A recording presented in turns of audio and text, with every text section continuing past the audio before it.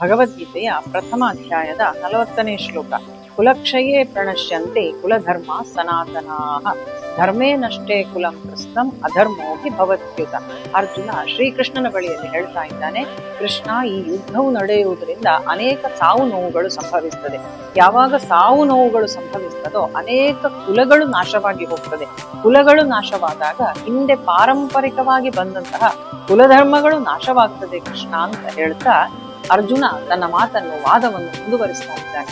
ಈ ಶ್ಲೋಕದಲ್ಲಿ ಅರ್ಜುನ ಶ್ರೀಕೃಷ್ಣನ ಹತ್ರ ಈ ಯುದ್ಧದಿಂದ ಆಗುವಂತಹ 2 ಪರಿಣಾಮಗಳನ್ನು ಮತ್ತೂ ಮುಂದುವರಿಸ್ತಾ ಹೇಳ್ತಾ ಇದ್ದಾನೆ. ಅರ್ಜುನ ಹೇಳುವಂತಹ ಮಾತನ್ನು ವಿಮರ್ಶಿಸುವುದಾದ್ರೆ, ಹೌದು, ಕುಲ ನಾಶವಾಗ್ತಾ ಹೋದಾಗ ಕುಲದ ಧರ್ಮವೂ ಕೂಡ ನಾಶವಾಗ್ತಾ ಹೋಗ್ತದೆ. ನಾವೆಲ್ಲರೂ ಹಿಂದೂಗಳು, ನಾವೆಲ್ಲ ಭಾರತ ದೇಶದಲ್ಲಿದ್ದೇವೆ.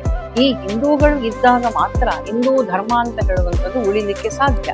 ಅದನ್ನೇ ಇಲ್ಲಿ ಅರ್ಜುನ ಹೇಳ್ತಾ ಇದ್ದಾನೆ. ಏನು ಅಂದ್ರೆ, ಕಾಲಾಂತರದಲ್ಲಿ ಯಾವುದೋ ಒಂದು ಪೀಳಿಗೆ ನಾಶವಾದಾಗ ಆ ಪೀಳಿಗೆಯಲ್ಲಿ ಬಂದಂತಹ ಅನೇಕ ವಿದ್ಯೆಗಳು ನಾಶವಾಗ್ತದೆ, ಅವರ ಧರ್ಮಗಳು ನಾಶವಾಗ್ತದೆ ಅಂತ ಹೇಳ್ತಾ ಇದ್ದಾನೆ. ನಾವು ಹಿಂದಿನ ಕಾಲವನ್ನು ನೋಡಿದ್ರೆ ಋಷಿ ಪರಂಪರೆ ಅಂತ ಹೇಳುವಂಥದ್ದು ಒಂದಿತ್ತು. ಆದ್ರೆ ಕಾಲಾಂತರದಲ್ಲಿ ಋಷಿ ಪರಂಪರೆ ಇಲ್ಲದೆ ಆಗಿ ಹೋಯಿತು. ಇವಾಗ ಸನ್ಯಾಸತ್ವ ಅಂತ ಹೇಳುವಂಥದ್ದು ಕೂಡ ಮುಗಿದು ಹೋಗಿದೆ.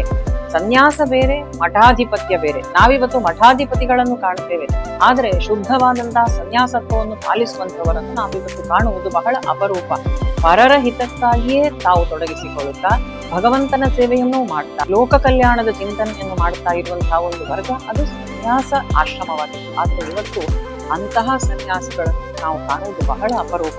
ಇದೂ ಕೂಡ ಕಾಲಾಂತರದಲ್ಲಿ ಈ ಒಂದು ಧರ್ಮ ನಾಶವಾಗ್ತಾ ಬಂತು. ಅಂತೆಯೇ ವೈದ್ಯಕೀಯ ಆ ದಾರಿಯನ್ನು ನಾವು ನೋಡ್ತಾ ಬಂದ್ರೆ, ಹಿಂದಿನ ಕಾಲಕ್ಕೆ ಪ್ರತಿ ಮನೆಗಳಲ್ಲಿಯೂ ಕೂಡ ಯಾವುದಾದರೂ ಒಂದು ಗಿಡಮೂಲಿಕೆಗಳಿಂದ ಔಷಧವನ್ನು ತಯಾರು ಮಾಡುವಂತಹ ಆ ಒಂದು ಪದ್ಧತಿ, ಆ ಒಂದು ವಿದ್ಯೆ ಅದು ಮನೆಯ ಹಿರಿಯರಿಗೆ ಗೊತ್ತಿತ್ತು. ಅವರು ತಮ್ಮ ಮಕ್ಕಳು ಇದರಲ್ಲಿ ಆಸಕ್ತರಾಗಿದ್ರೆ ಮಕ್ಕಳಿಗೆ ಹೇಳಿಕೊಡ್ತಾ ಇದ್ರು. ಆದ್ರೆ ಕಾಲಾಂತರದಲ್ಲಿ ಈ ಸಂಸಾರ ಸಣ್ಣದಾಗ್ತಾ ಬಂತು, ಸಂಸಾರದಲ್ಲಿದ್ದ ಜನಗಳು ಕಡಿಮೆ ಆಗ್ತಾ ಬಂತು, ಇದ್ದವರು ಕೂಡ ಆಸಕ್ತಿ ಕಳೆದುಕೊಳ್ತಾ ಬಂದರು, ಹಾಗೂ ಹಿರಿಯರು ನಶಿಸಿ ಹೋದರು. ಹೀಗಾದಾಗ ಈ ವಿದ್ಯೆಯು ಕೂಡ ಕಾಲಾಂತರದಲ್ಲಿ ನಶಿಸಿ ಹೋಯಿತು. ಇದನ್ನು ಅರ್ಜುನ ಹೇಳ್ತಾ ಇದ್ದಾನೆ. ಅನೇಕ ಕುಲಗಳು, ಕುಲದ ಧರ್ಮಗಳು ಈ ಯುದ್ಧದಿಂದಾಗಿ ನಾಶವಾಗುತ್ತದೆ ಕೃಷ್ಣ. ಅನೇಕ ವಿದ್ಯೆಗಳು, ಅನೇಕ ಕುಟುಂಬಗಳು ಹಲವಾರು ವಿಚಾರಗಳಲ್ಲಿ ನಿಷ್ಣಾತರಾಗಿದ್ದಾರೆ, ನಿಪುಣತೆಯನ್ನು ಹೊಂದಿದ್ದಾರೆ. ಇದೆಲ್ಲವೂ ಕೂಡ ಈ ಯುದ್ಧದಿಂದಾಗಿ ಅನೇಕ ವಿದ್ಯೆಗಳು, ಅವರ ಕುಲ ಧರ್ಮಗಳು ನಾಶವಾಗ್ತಾ ಹೋಗ್ತದೆ ಅಂತ ಹೇಳ್ತಾ ಅರ್ಜುನ ಮಾತಾಡ್ತಾನೆ. ಸರಿ, ಈಗ ನಾಶವಾಗ್ತದೆ, ನಾಶವಾದ್ರೆ ಆಗ್ಲಿ, ಅದರಿಂದ ಏನು? ಕುಲಧರ್ಮ ನಾಶವಾಗ್ತದಾಗ್ಲಿ, ಏನು ಅಂತ ಹೇಳುವಂತಹ ಪ್ರಶ್ನೆ ಬಂದ್ರೆ ಅದರಿಂದ ಏನಾಗುತ್ತದೆ ಅಂತ ಅರ್ಜುನ ಹೇಳುವಂಥದ್ದು, ಧರ್ಮೇ ನಷ್ಟೇ ಕುಲಂ ಕೃಷ್ಣಂ ಅಧರ್ಮೋಭಿ ಭವತ್ಯುತ. ಈ ಧರ್ಮ ನಾಶವಾದಾಗ ಅಧರ್ಮ ಆಕ್ರಮಣ ಮಾಡುತ್ತದೆ ಅಂತ.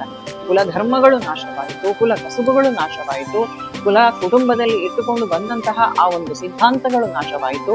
ಇದೆಲ್ಲವೂ ನಾಶವಾಗ್ತಾ ಹೋದಾಗ ಅಧರ್ಮ ಆಕ್ರಮಣ ಮಾಡುತ್ತೆ.